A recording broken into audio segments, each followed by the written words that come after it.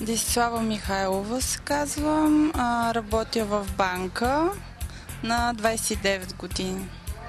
Как разбра за курса по правилно хранене?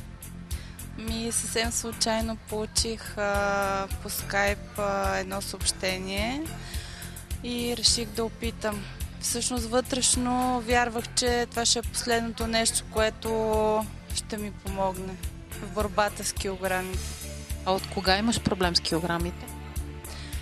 От 5-6 години, може би, така работех такава работа, която всъщност ме предразположи да напълнея нощно време, недоспиване, учене и така.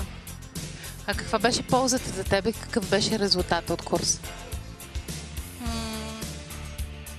Чувството е страхотно. Просто самият ти почва да се чувстваш по съвсем различен начин. Околните го забелязват и това те мотивира все повече и повече да продължаваш напред. А каква беше ролята на треньора за теб? Той е страхотен, много го обичам, много му благодаря и продължавам